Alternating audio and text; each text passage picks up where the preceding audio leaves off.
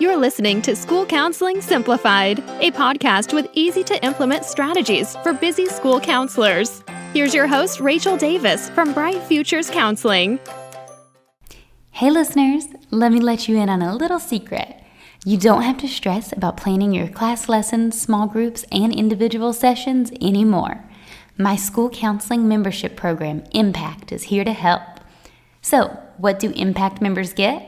Monthly curriculum plans across all 3 tiers, SEL lessons, small groups, individual, and seasonal activities, step-by-step video implementation guides, bi-weekly Zoom coaching calls with me, and an exclusive Facebook group community. This membership is designed for school counselors who want to deliver the best possible content to their students, but who also want to just press the easy button. You'll get access to monthly curriculum plans, resources, support, and community so you can deliver quality, engaging, life-changing counseling lessons to your kiddos. So what do you think? Are you ready to make an impact? Join today at stressfreeschoolcounseling.com/impact. Hey there, thanks for listening to another episode of School Counseling Simplified.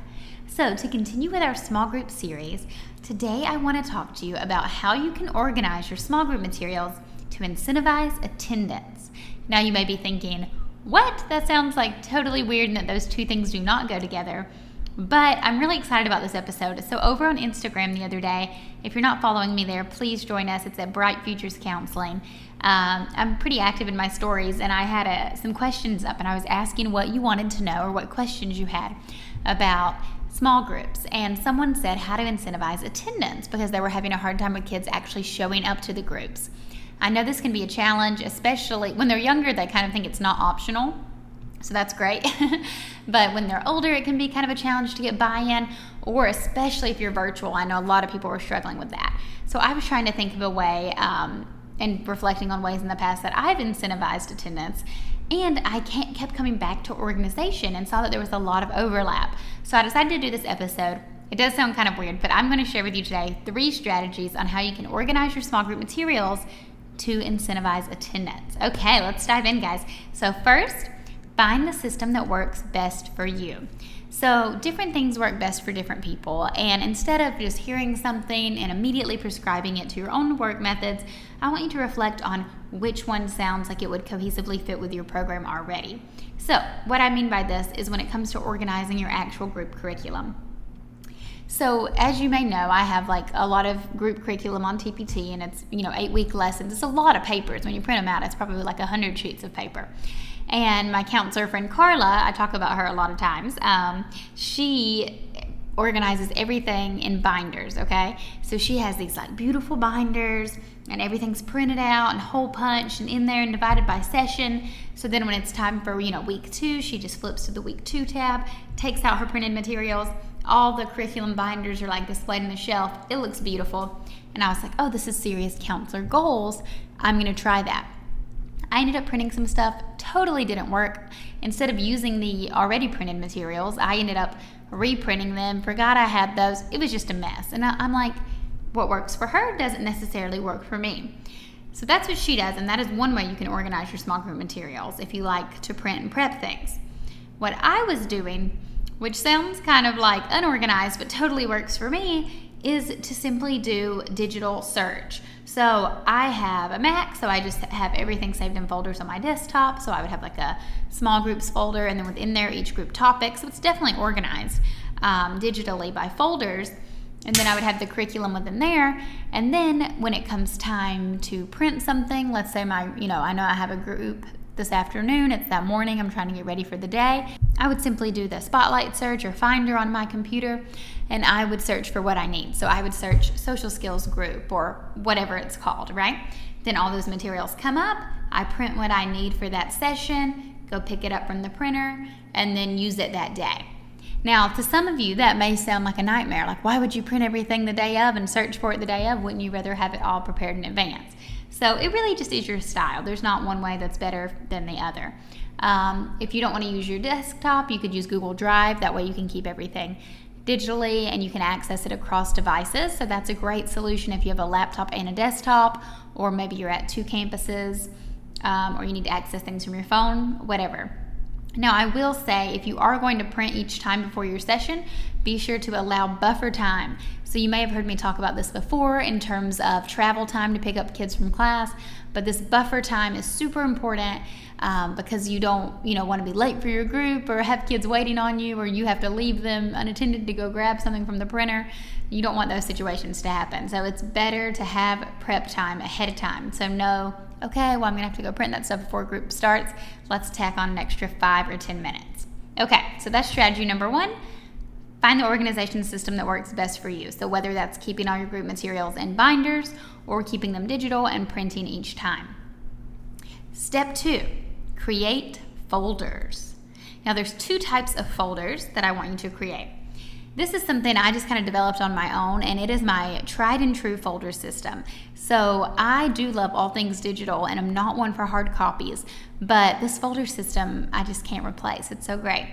Super simple. All you need are some manila folders and some stickers. So I have one manila folder, that's the group folder. So I like to name my groups fun things.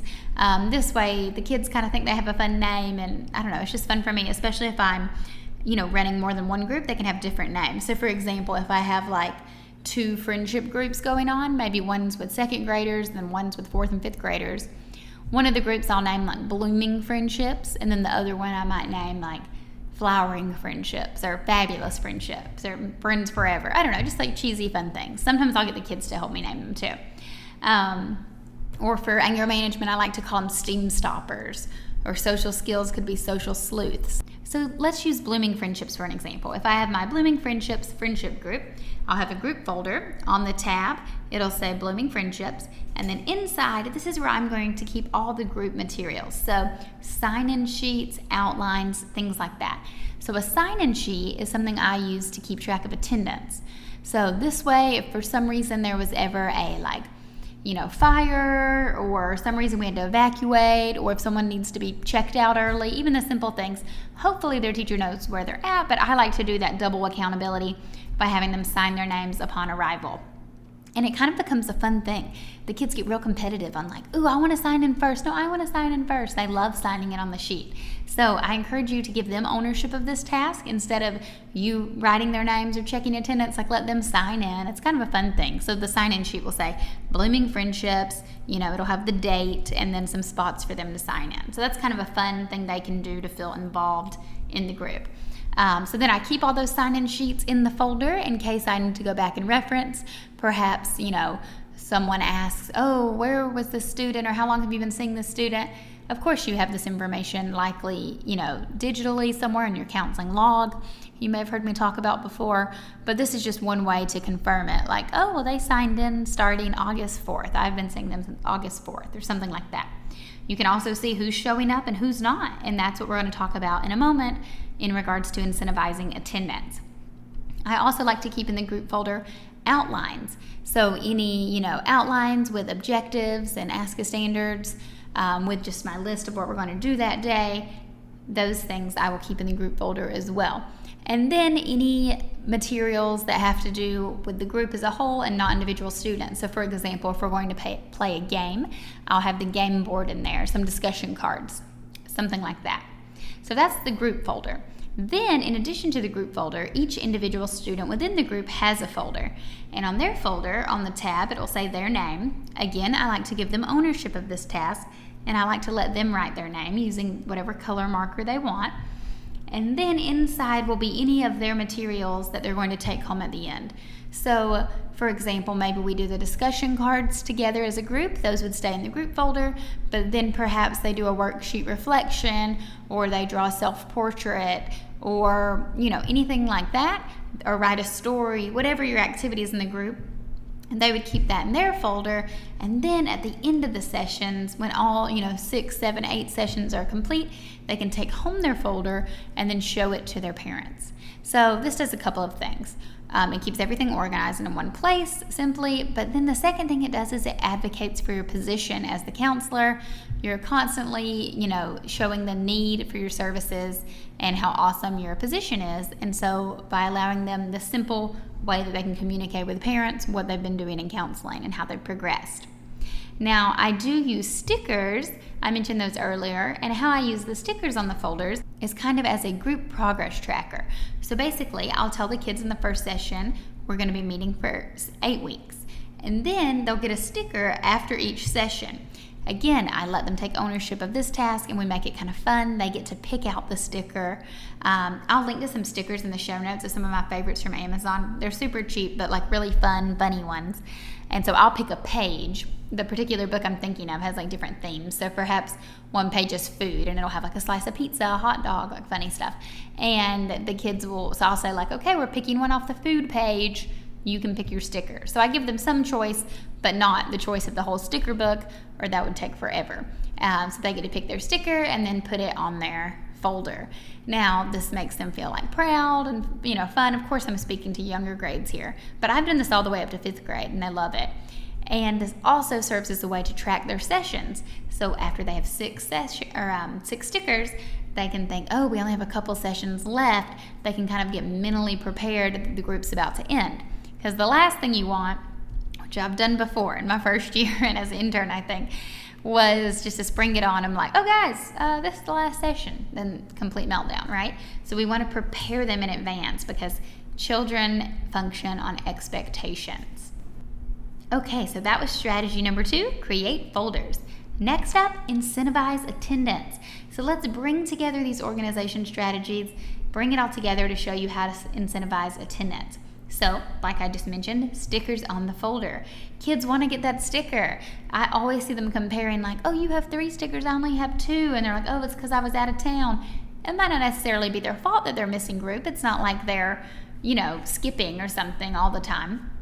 But it does make them want to come. So just like incentivizing attendance for coming to school, we want them to get on board and invested and give them, some reason to want to come. And I'm telling you, the stickers are simple, but they do it. Another way you could do this is with a prize box after each session. So I've seen counselors have like a little treasure chest with pencils, stickers, candy, little things that the kids get to pick after each session. So that is an option. Or if it's a bigger kid, you could have, or like a middle schooler, even a ticket to enter to win a big prize at the end of group. So the more times they attend, the more chances they get. This is a good way to get the older kids to come. So you could have something good like, I don't know, I'm trying to think like a special, I don't like to do food or drink treats necessarily. I try to steer clear of those, but that's all that's coming to mind right now. But a special treat, and in order to get it, they, get tickets, and then whoever, the tickets go in the jar, and then you're going to draw a name at the end. So obviously you have more chances and more probability of winning if you have more attendance. However, all 3 of those are effective. But those are external motivators, right? And I'm always trying to motivate kids internally. So we want them to feel like they're an essential part of the group and that we need them to be here. We want them to be invested in their learning and to be invested in their progress in counseling, right? So while these external motivators are effective, and I'm not discouraging them, but I'm saying to do them in conjunction with some internal motivation boosters, and that would be things that make them feel like they're an essential part of the group. So what I mean by that is something like the sign-in sheet. Remember, it's like, oh, I get to sign in. All of those things I was saying that they could take ownership of. Choosing their sticker, signing in the sign-in sheet, feelings check. I always do feelings check in group. This is a good time for kids. They get excited to share and they're like, oh, I want to go first. That's something that motivates them to come. You could assign jobs. So, oh, let's have Randy pass out our notebooks or whatever, or grab our folders. So assigning jobs gives people ownership. And then finally, I like to make participation one of my group rules. So at the beginning of our session, when we're establishing group rules, I always like to make participation one, and you can constantly remind kids about participation and intern attendance. Okay guys, I hope you found that helpful. That is how you can organize your small group materials to incentivize attendance. Remember, I have a group freebie for you, so be sure to download the small group cheat sheet. I will link to it in the show notes, or send me a DM at Bright Futures Counseling if you need help finding it. And exciting news, this week is our counselor sale. So you may have seen over on TPT, I've teamed up with some other school counselors. Y'all, this is the best sale of the year. We only do it once a year, always in July. This is when you can get resources cheaper than all the TPT sales. They're 50% off right now. TPT sale, they're usually like 20-25% off. So if you want to stock up on, speaking of groups, group curriculum, this is the time. You can get it for half off. This is the time to stock up. If you want details, head over to my TPT store or reach out to me on Instagram at Bright Futures Counseling, and we'll link to it in the show notes as well. Okay, guys, talk to you next week. Thanks for listening to School Counseling Simplified. You can find the links from today's episode in the show notes. If you'd like to connect with Rachel, she's on Instagram and Teachers Pay Teachers at Bright Futures Counseling. Be sure to subscribe to the podcast so you don't miss any episodes of School Counseling Simplified. Talk to you next week.